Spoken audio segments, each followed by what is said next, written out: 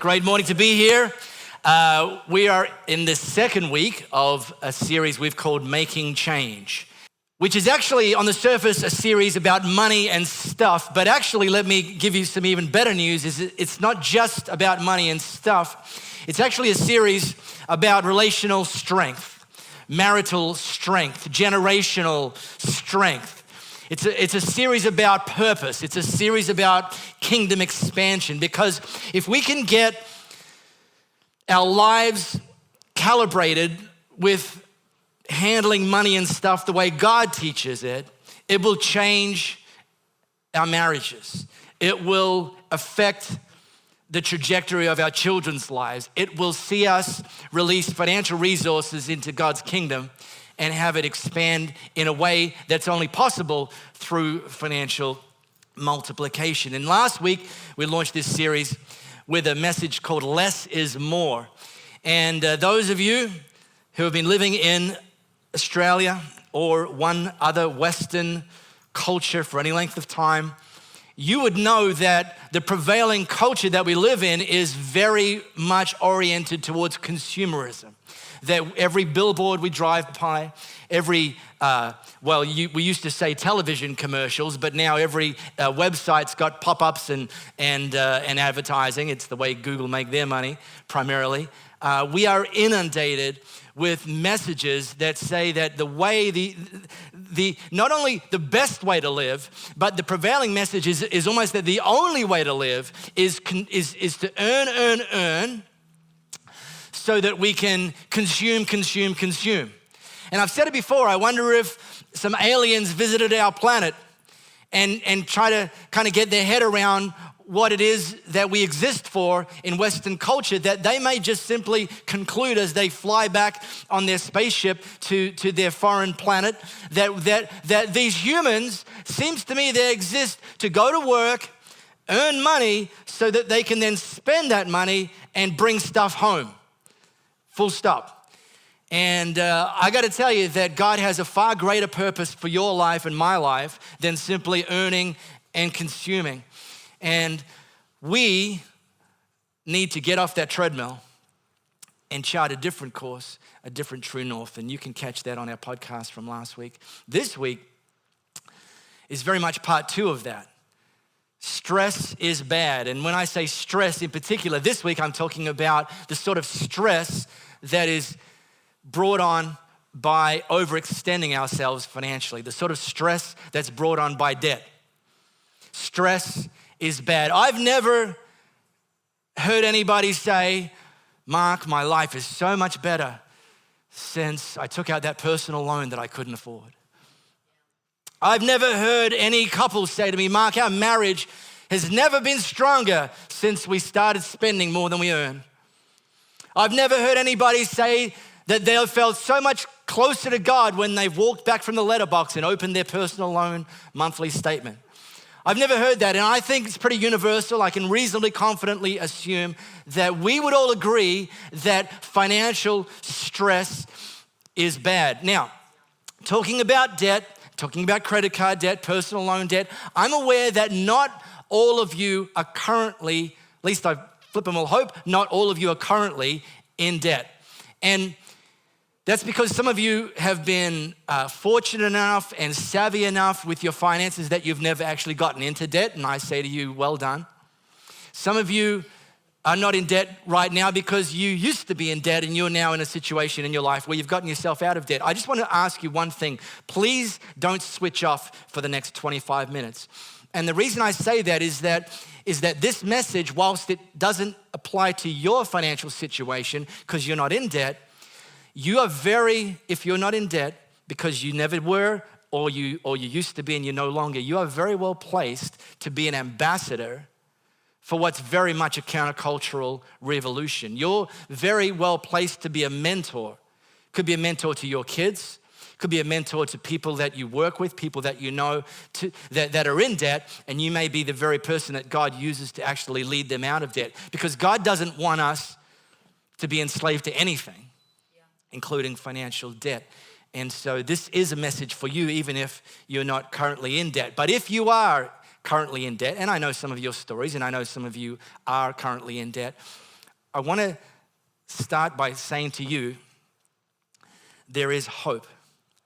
And you need to hear that because when you're in debt, and I've said this before, when you're nostril deep in debt, even the smallest ripple is life-threatening. The bill that you didn't expect, the thing that broke that you didn't budget for repairing, that can be life-threatening and it can be soul-destroying.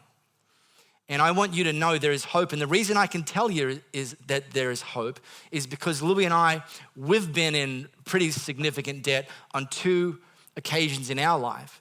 And on both occasions, we've managed to get out of debt. And we, right now, are currently debt-free apart from our mortgage. But in terms of personal loans and credit card debt, useless debt, we're debt-free. And we can speak from that position of personal experience, not just theory. The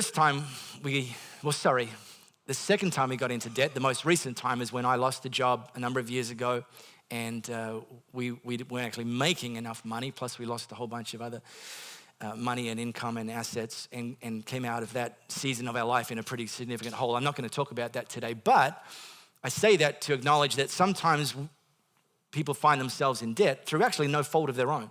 They were managing their finances well, and something happened. It could have been a job loss. It could have been a medical incident. It could be someone screwed you over with a shady business dealing, or you know. And I acknowledge that, and we've been in that situation. And the other time we were in debt is early in our marriage. We got ourselves into debt through pretty poor financial management. We essentially didn't have anyone to blame. I grew up, we weren't dirt poor, but we were in sort of low to middle, somewhere in that low to middle income bracket, my family, my parents. And they, to their credit, despite not having a large income, chose to take financial management very seriously. Now, for them, that didn't mean building a Donald Trump portfolio. It meant simply just not spending more than they earned. They never, ever had a credit card. The closest my mum got to a credit card was lay-by. Some of you don't even know what that is. They only bought stuff if they had the cash in their bank account to pay for it. My brother and I were taught growing up, we were given pocket money. It wasn't very much, pretty small pockets. And if we wanted something like a new cricket bat, a new tennis racket, a new Jambox stereo, we would have to, the latest 1988 hits cassette tape, we would have to buy that ourselves, and we would have to, whether it was a $5 purchase or a $100 purchase, we would have to pay for that ourselves, and we'd have to save up, and that taught us the practice of saving.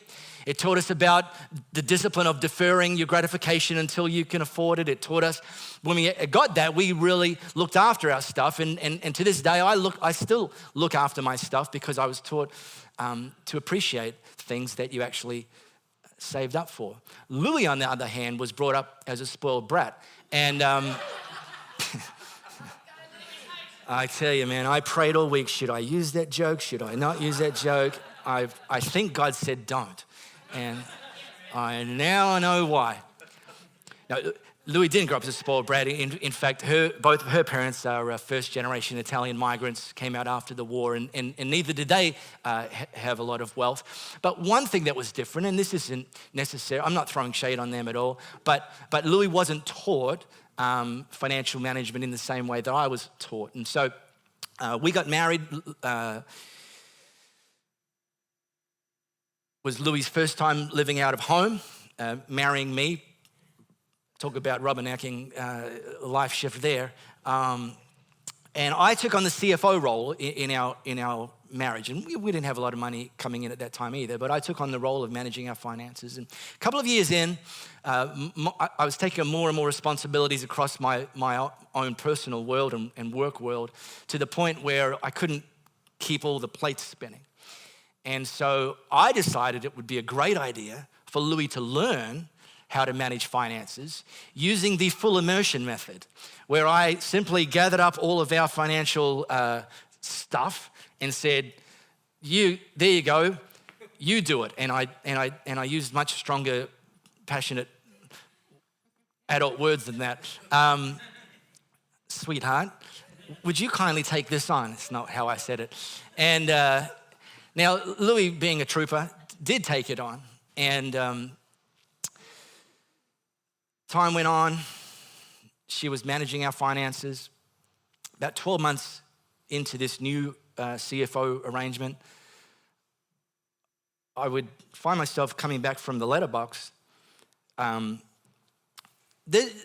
was a time I'd come back from the letterbox and there'd be like something addressed from a bank or National Bank or City Bank or something. Just says to the householder. And this is back in the days where banks could send you offers of new credit cards and all that sort of stuff.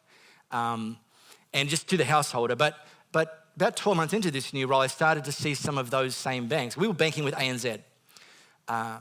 Some of those same banks, National, Citibank, Bank West, Commonwealth Bank. Okay, it wasn't Commonwealth Bank. Letters started arriving with Louisa's name on it. And I thought, interesting. So I said one day, babe, how is it that banks that we don't bank with are sending you personalized mail? Well, it turns out we now did bank with them, because what was happening is Louis was getting a little bit flummoxed with managing our finances on occasion, and couldn't kind of figure out how to balance the books, and didn't want to bother me. And so she would accept one of these very generous offers for a new credit card from one of the banks that we didn't bank with. And suddenly we did. And I discovered that we were about $20,000 in credit card debt. And I thought now would be a good time to take back the CFO role. And Louis was very happy to relinquish said CFO role. But it meant that we had to then begin a very diligent process to get ourselves out of that debt. And so that may be your circumstance as well, that you're in debt because of poor financial management. There is hope. And I'll tell you a little bit about how we got out of debt on both occasions, actually, shortly. And you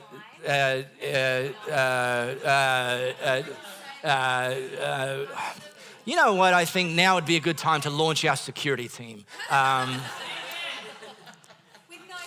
Oh, gee whiz. You know, I actually shared that story with permission. Okay, shh, quiet please. This is great podcasting. If you pop open the Elevate app, our Elevate app, Louis, pop open the Elevate app. And it's gonna take you to a bit of wisdom from a guy named Solomon. And I mentioned last week that God has a lot to say about money and stuff throughout the Bible. And one of the key spokespersons for God in the realm of money and stuff was Solomon. And throughout the book of Proverbs, which he penned, there is constant references to godly ways of handling money and stuff, and even often contrasting with stupid ways, unwise ways of handling money and stuff. And he drops a pretty substantial truth bomb. Proverbs in chapter 22, verse 7. And I put this on the screen in two versions. It'll come up in the app in the Message version, which says, the poor are always ruled over by the rich, so don't borrow and put yourself under their power. It's pretty black and white there. Not don't borrow often, don't borrow a lot, don't borrow much, just don't borrow. Because when you borrow, you put yourself under the power of rich people. Well, the New International Version actually, I think, uses some stronger language. The rich rule over the poor. We've already seen that. And the borrower is slave to the lender. That's strong language. Them's fighting words. Because God's best is that we would not be slave to anything. That we would live free in everything. That we wouldn't be slave to our past. We wouldn't be slave to negative self-talk. We wouldn't be slave to poor self-image. We wouldn't be slaves to what other people say about us or have said about us. We wouldn't be slave to our circumstances. We wouldn't be slave to small thinking. And we wouldn't be slave to other people and the power they may have over us because we've overextended ourselves financially. And so Solomon just comes right out and says it. Don't do this, because if you do, you become a slave to the lender. Now, in prepping for this morning, I was given some advice that I should just throw a few softballs out there. Because people that are in debt, this is the advice I was given, people that are in debt don't need to be reminded how foolish it is to be in debt. And you need to just kind of caress them and stroke them and tell them it's going to be okay. But that's not my experience. In fact, I could parade almost an endless line of people I've met over the years who get in debt, get out of debt, and then like a dog that returns to its vomit, because they're out of debt, they go and take out a loan to go celebrate the fact they're out of debt, to go on an overseas vacation and find themselves back in debt again, and they're in this cycle. And it is not God's best for any of us. But I want to speak to those of you that are genuinely committed to getting out of debt. Or if you're not, I want to give you a vision. If you're in debt, how would this sound? Something breaks and you have the excess cash flow to get it fixed, paying cash. Maybe you're currently renting, you're in debt. What about a vision for your future that instead of putting the excess cash flow that you have to kind of scramble together towards your credit card debt, that you can now put that towards a deposit on a home? Or the one that Louie and I get the most excited about is giving. That when you are financially free, you have far more control, far more flexibility, far more freedom in your giving. We used to give 15% of what we earned to God's kingdom. When we got into debt, we had to actually pull that back to 10%. We never go below 10%, but we had to pull that, which is our minimum, 10%, but we had to pull it back, and it was horrible. We had several, as well as giving into a local church, we had several sponsored kids through Compassion overseas. We had to actually cut them loose, and I'm like, someone's gonna knock on that kid's door and say, sorry, your sponsors aren't sponsoring you anymore. And I don't know that 8-year-old kids in developing countries kind of understand no matter how you, and I'm like, and so one of our goals in getting financially free was getting back to where we could start increasing our giving beyond our first 10% again. And it's not a bragging thing or whatever, but we're currently at 12%. Okay, not where we used to be, but we've got the financial flexibility, and we want to push that to 13, and let's see how far we can go with our giving. This is a vision for getting financially free. But if you're in debt and you want to get financially free, you're going to need some tools. And I want to just give you a few tools today. The first tool is self-control.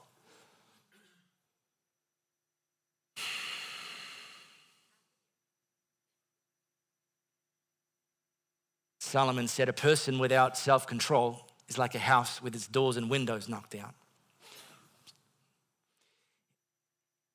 In a word, he's saying a person without self-control is vulnerable. You're vulnerable to advertising. You're vulnerable to peer envy. You're vulnerable to your own appetite and impulses for endless consumption. I mean, remember back when you were 2 years old and your mum took you grocery shopping? She dropped you in the seat in the cart, pushing you up and down the aisles. And what were you doing? I want the lollies! I want the chocolate bar! And just when she thought it was all over, she pulled up to the checkout where the things are strategically placed at eye level so your 2-year-old self could see them. And all of a sudden, you wanted the Tic Tacs! And you would just go on and on and on and on. But you're not 2 anymore. And yet, potentially, some of you have a similar level of self-control, only your appetite is now more expensive, and your kryptonite comes with far more serious consequences. Self-control is going to stop you getting into debt in the first place. And it's also going to be one of the tools you'll need to get out of debt. And a guiding principle that Louis and I took on years ago is simply this: learn to say no for a little while so you can say yes for the rest of your life. Learn to say no to buying lunch every day so you can say yes to saving for a home deposit. Learn to say no to borrowing for an overseas vacay so you can say yes to building an investment portfolio. Learn to say no to buying every latest kitchen gadget that you just have to have so you can say yes to increasing your giving. And so this was a principle that Louis and I took on both times that we were in debt. And so some of the things that we said no to, we said no while we were getting out of debt. We said no to eating out. Like, completely no to eating out. We said no to going on holidays, except Louis had accumulated quite a lot of loyalty points with all these credit cards that she opened, so we went for a few holidays. That's not very funny. So awkward in here. We said no to borrowing for a second car, and I hustle around on a Vespa instead. Louis used to get her nails done, and I never knew what that meant.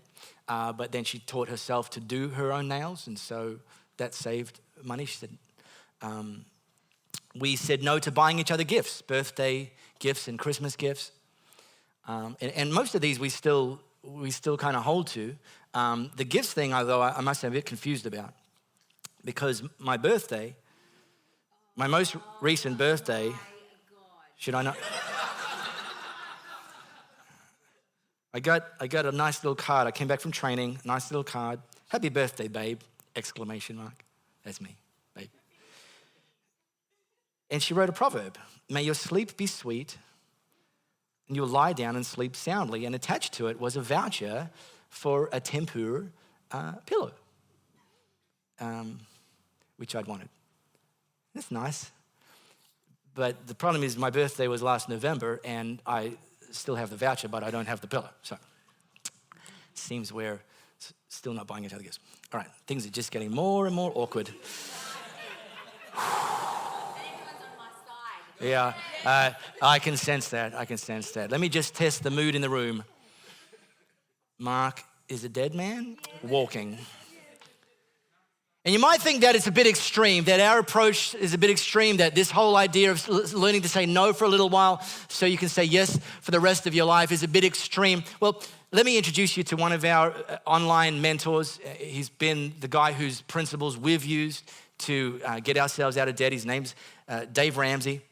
And Dave Ramsey famously says, almost on endless loop, if you live like no one else, then one day you'll be able to live and give like no one else. Getting out of debt, it's a season, but you can get beyond that. Self-control, another tool, understanding. Unfortunately, too many people have poor understanding of how to handle finances, and they find themselves on this slippery slope into debt because they don't have understanding. Because think about it, where do you get taught personal financial management? It's not a major subject in schools as far as I'm aware. And so you're largely reliant on your parents. And if your parents didn't teach you, then you're kind of just lost at sea at that point. And by the way, can I say, parents, please, for the love of your kids and your kids' kids and their sanity and their future, teach them and model for them sound financial management. Help them see that it's normal and better than what they've been exposed to in Western culture. We need understanding. Let me give you an example, understanding. The power, I'm not a financial advisor. This message is not, this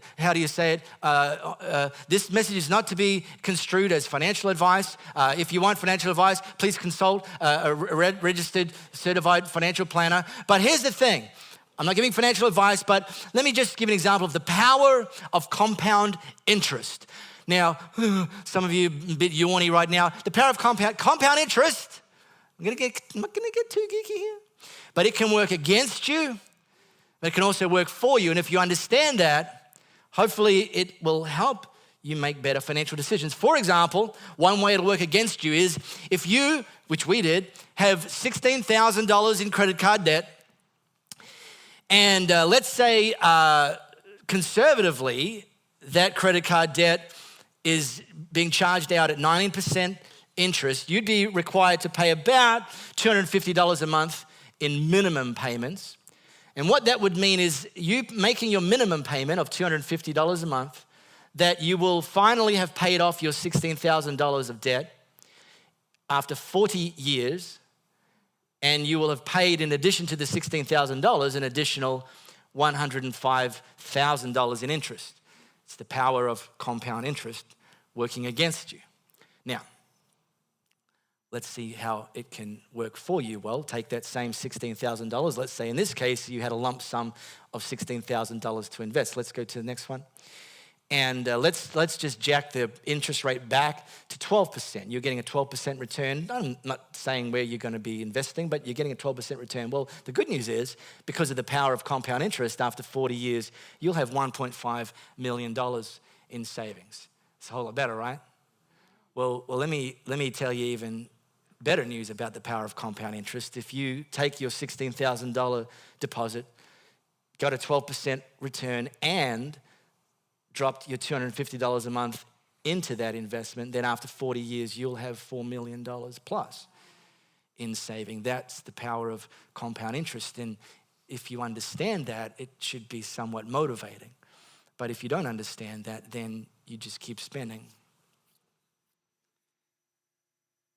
and going backwards further and further. Now, whilst I don't give financial advice, Dave Ramsey, who I said is one of our key online mentors in the financial space, he is a certified finance expert, and he actually has a daily radio show. It's the third most listened to daily radio show across the entire US. And the good news is, thanks to the power of the interwebs, is you and I can listen to it every day for free via his podcast. And if you're in debt, I recommend the first thing you do at 11 o'clock today is you subscribe to his podcast, and it's about a 30-minute episode every day, and listen to that. And he's going to give you some advice.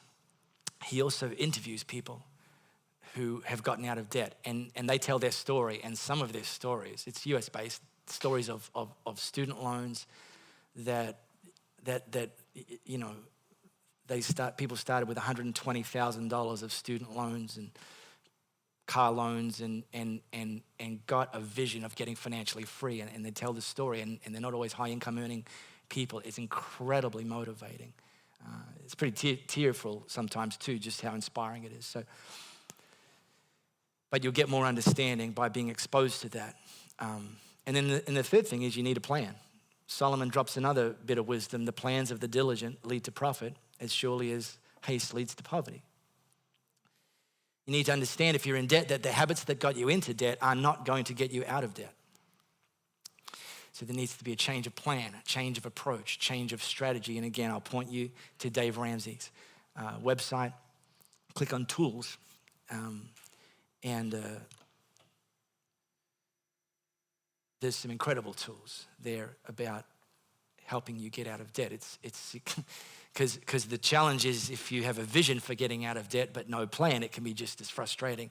Even more frustrating is not having a vision in the first place for getting out of debt. It's like, I want to, I don't know how to. So you've got to move towards getting a plan.